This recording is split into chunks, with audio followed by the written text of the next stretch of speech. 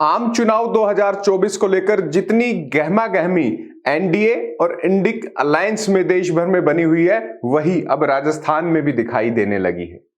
आप देख रहे हैं चौक मीडिया, मैं हूं अंकित तिवारी।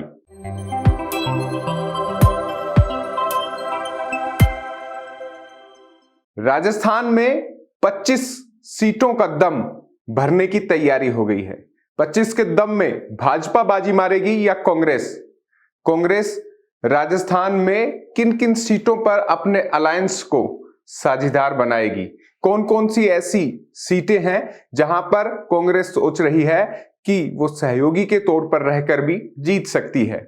गणित पिछले दो चुनाव का, वर्ष 2014 और 2019 का देखें तो नील बटा सन्नाटा कांग्रेस के खाते में आया, लेकिन करणपुर जीत और यहां पर मजबूत विपक्ष और एंटी इनकम्बेंसी को आधार बनाकर ये कहा जा रहा है कि कांग्रेस इस बार खाता भी खोलेगी और मजबूती से खोलेगी, लेकिन भाजपा भी टक्कर दे रही है।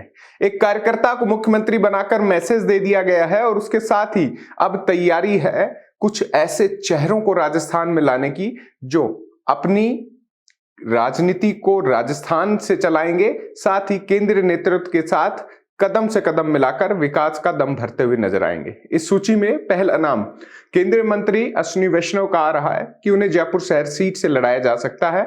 वहीं भूपेंद्र यादव भी अलवर से अपनी दावेदारी को तय माने बैठे हैं।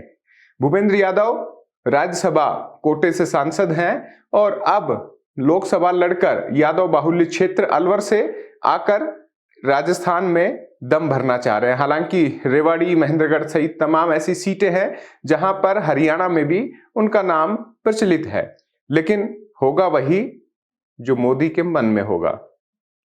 राजस्थान में कुछ हारे हुए भी कद्दावर चेहरा है, उनमें राजेंद्र राठौड़ और डॉक्टर सतीश पूनिया का नाम भी शामिल है। ये कहां से चुनाव लड़ेंगे? क्या इन्हें केंद्र की राजनीति की ओर अब रुख करवाया जाएगा? वहीं बड़ी संख्या में 25 सीटों पर अब तक तमाम अगर आंकड़ों को देखें तो 80 के करीब ऐसे चेहरे हैं जो इस बार चुनावी ताल ठोक सकते हैं। सबसे ज्यादा मांग उठ रही है राजस्थान में उन चेहरों की जो पार्टी भाजपा को माने बैठे हैं। मोदी का साथ, मोदी की गारंटी, ये वर्ड उन्हें जिताऊ लगता है। वहीं कांग्रेस भी अपने कद्दावर चेहरों को चुनाव लड़वाने की तैयारी में है। राजनीति में ऐसा कहा जा रहा है कि इस बार अशोक गहलोत, सचिन पायलट, गोविंद सिंह डोटासरा, प्रसादी लाल मीणा सहित तमाम ऐसे चेहरे चुनाव लड़ सकते हैं जो जीत का मादा रखते हो, जनता के बीच में लोकप्रिय हो। हालांकि इनमें से कई ऐसे नेता भी हैं जो चाहते हैं कि राजनीति में आम चुनाव से दूर रहे, सपोर्टर के तौर पर जाएं, सभाएं करें, लेकिन सीधे चुनाव लड़ने से बचें। ऐसे में राजस्थान की कई सीटें हॉट बनी हुई है। जोधपुर से मंत्री और सांसद गजेंद्र सिंह शेखावत भी ऐसी राजनीतिक चर्चाओं में फंस गए हैं कि वो भी सीट बदल सकते हैं। सीट बदलेंगे तो कौन सी सीट वो लेंगे? जयपुर ग्रामीण पर भी निगाहें हैं, खाली हुई है। वहीं वर्तमान में कई ऐसे सांसद हैं जिनका टिकट कटना अब तय माना जा रहा है। सांसदों को विधानसभा चुनाव में लड़वाकर 50-50 का रेशो भाजपा के पास है। कुछ सांसद जीते और कुछ के खाते में हार नजर आई। हारने के बाद भी क्या वो उस क्षेत्र से दावेदार होंगे, ये मोदी और अमित शाह के मन की बात ही हो सकती है, लेकिन उनका पत्ता कटना तय है। वहीं कुछ महत्वपूर्ण सीट है जहां से लगातार एक ही व्यक्ति सांसद के पद पर जीत रहा है। इस बार टिकट बदलाव की सूची में उनका नाम भी आ सकता है। कुछ ऐसे चेहरे भी हैं जिनमें प्रमुख नामों के अलावा उनके परिवार या उनके बिल्कुल निकटतम रिश्तेदार को टिकट देकर उनके जातिगत समीकरणों को साधते हुए लड़वाया जा सकता है। भाजपा लगातार बैठक कर रही है जयपुर में। जयपुर में तमाम संगठन और सत्ता से जुड़े लोग संबोधित कर रहे हैं। उनका फोकस टिकट किसे मिलेगा इसकी बजाय कैसे जीतेंगे इस पर है। अंत्योदय की बात की जा रही है, साथ ही बूथ पर कार्यकर्ता को उत्साहित लगातार रखने की बात की जा रही है। कांग्रेस के नेता भी दिल्ली में जमावड़ा जमाए बैठे हैं। हारे हुए कई ऐसे विधायक प्रत्याशी कांग्रेस से इस बार सांसद के दावेदार बने बैठे हैं कि कोई नहीं लड़ेगा तो टिकट हमारे खाते में जाएगी। कई ऐसे नाम यहां लगातार सामने आ रहे हैं।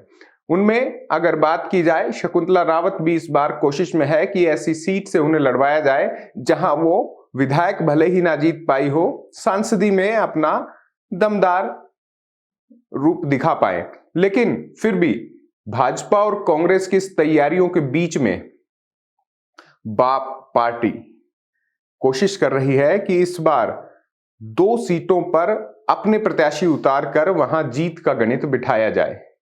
आरएलपी से हनुमान बेनीवाल, नागौर के अलावा बाड़मेर, जैसलमेर सीट पर संभावनाएं देख रहे हैं कि वहां पर भी अगर अलायंस कांग्रेस के साथ होता है तो उनके दावेदार को जीत की ओर ले जाया जाए।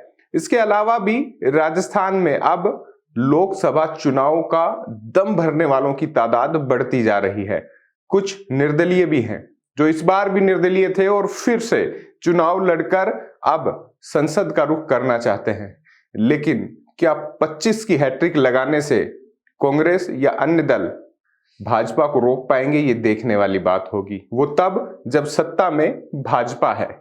चुनाव पर पूरी नजर चौक मीडिया की बनी रहेगी। आपका क्या सुझाव है? आप क्या सोचते हैं? आपके संसदीय क्षेत्र से कौन आपका दावेदार ज्यादा बेहतर है? और हाँ, एक सुझाव कमेंट बॉक्स में आप भी दीजिएगा कि वर्तमान में भाजपा के जो 24 सांसद हैं उनमें परफॉर्मेंस कैसी रही। यहां तक कि आरएलपी के भी सांसद थे हनुमान बेनीवाल, उनका परफॉर्मेंस बतौर संसदीय क्षेत्र में कैसा रहा? कमेंट करके बताइएगा। इस पर अलग से मुलाकात होगी नए एपिसोड में आपके कमेंट्स के साथ। आपका नाम भी हम स्क्रीन पर दिखाएंगे ताकि आपके सुझाव जो सराहनीय है, महत्वपूर्ण है, उनको हम बता सके। 25 का दम लगातार आप देखते रहिए। फिलहाल के लिए इतना ही। मैं अंकित तिवारी लेता हूं विदा। नमस्कार।